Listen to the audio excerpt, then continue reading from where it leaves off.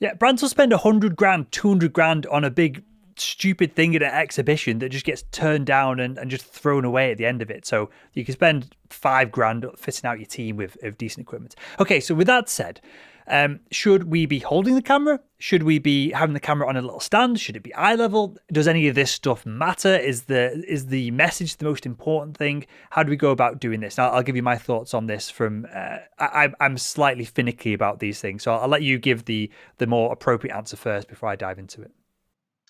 Yeah, I think a lot of this is opinion based, but certainly from my perspective, I'm personally in favor of having the camera, stood somewhere, lent somewhere, so that I'd speak with my hands anyway. Yep. But instead of having the selfie, if you're sending a professional prospecting or sales message and you're doing it, right in front of your face with a selfie, for me that just doesn't give off the best possible impression. But again, certainly for me, who likes to speak with my hands and try and be as engaging as I can through video, it certainly helps, I find, to have the camera propped up in front of you. And again, you're able to then talk in a much more engaged way. Curious as to what your thoughts were on that, though, as well. Exactly the same. I didn't want to put words in your mouth, but I agree with you. It should be just spend 15 quid on a little stand, put it on your desk, you press record, you look into it, eye height if possible. But there's nothing worse than these videos, and I've seen loads of them now. I get it. To be fair, perhaps when I get it, it's people saying that they enjoy the podcast or they've signed up at Salesman.org, the training that we do there, and they're enjoying things as opposed to trying to professionally B2B sell me something. But when you're playing golf or you walk into the shops and you just, I'll just bash out some video messages. If you are trying to sell me something and I'm getting seasick, like trying to follow your head around the screen and it's all waving about, that does not leave a good taste in my mouth. So, I'm also just slightly fit. I enjoy video and audio production and stuff as well. So I'm slightly more, I was hesitant to say too much before you give your response, Daniel, because maybe I'm less tolerant of it just from the environment that I work in.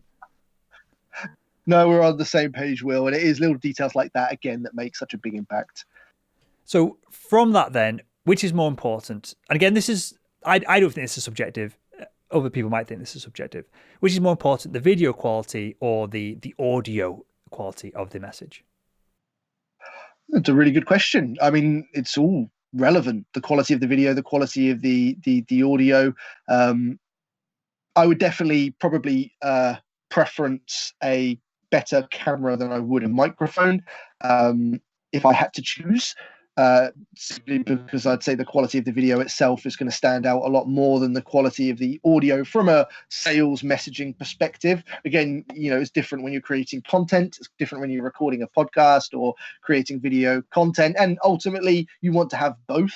But yeah, personally, for me, it would be, quality of the video, the camera, etc. See, I will go aggressively the other direction. I would much rather you have some crappy old iPhone and you using when I do my video messages, I just have my iPhone and I use AirPods, just Bluetooth connected. So I'm not saying we need ridiculous studio microphones and all this stuff, but and let me just share, I guess, anecdotally, get your thoughts on this. I would much rather watch a grainy video with perfect quality audio than perfect video with grainy audio that is irritating, and I'm getting frustrated even just talking about it, Daniel. That graininess in audio where you're struggling to hear. I feel like the audio, if I had to choose one or the other, hopefully we'll do both. The audio is more important for me.